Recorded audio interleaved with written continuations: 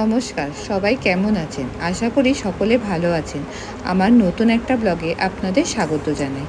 আমরা সিঙ্গাপুরে যেদিন ফ্লাওয়ার ডোম আর ক্লাউড ফরেস্ট করি, তারপরেই আমরা করি হচ্ছে সন্ধেবেলা 7:45 থেকে 8টার সময় যে সুপার ট্রি শোটা হয়, নাইটের লাইট শো, সেইটা আমরা অ্যাটেন্ড করি। এই যে সুপার ট্রির দিকে আমরা আস্তে আস্তে এগিয়ে যাচ্ছি।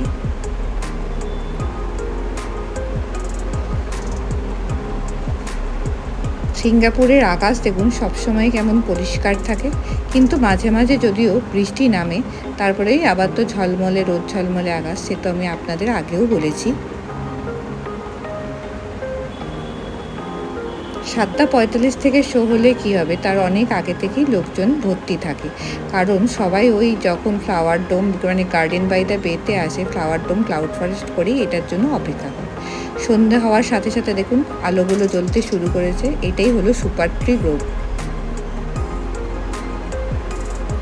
ওই ব্রিজটা ধরেও হাঁটা যায়, কিন্তু আমরা আর ওটা করিনি। এই যে আলোগুলো জ্বলে উঠেছে, কত সুন্দর লাগছে না?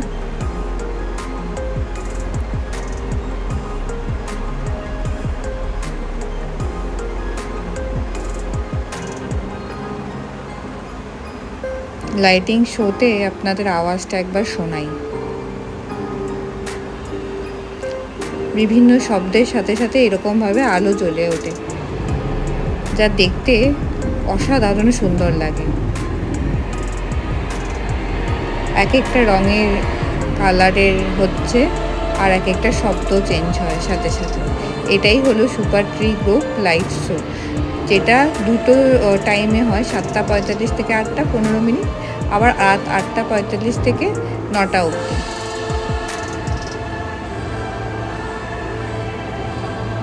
দেখুন কত সুন্দর লাগছে, তাই না?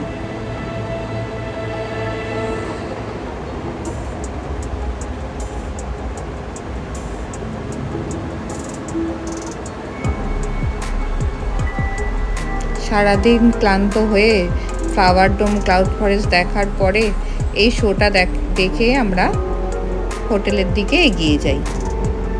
গার্ডেন বাই দ্য বেতে এই তিনটেই খুবই সুন্দর। এক হচ্ছে ফ্লাওয়ার ডোম, 2 হচ্ছে ক্লাউড ফরেস্ট, আর 3 হচ্ছে সুপার ট্রি। এই তিনটেকেই সিঙ্গাপুরের বাইরে থেকে এমনই দেখতে লাগে। যেই রাস্তা দিয়ে যাবেন সেখানেই এটা দেখতে পাবেন। আমার ব্লগ থেকে কিছু ভালো লাগলে লাইক করে দেবেন, সাবস্ক্রাইব করে দেবেন। আজকের ব্লগটা এত অবধি। আজকে আসি, পরের একটা ব্লগে আবার দেখা হবে। ততক্ষণ সবাই ভালো থাকবেন, সুস্থ থাকবেন।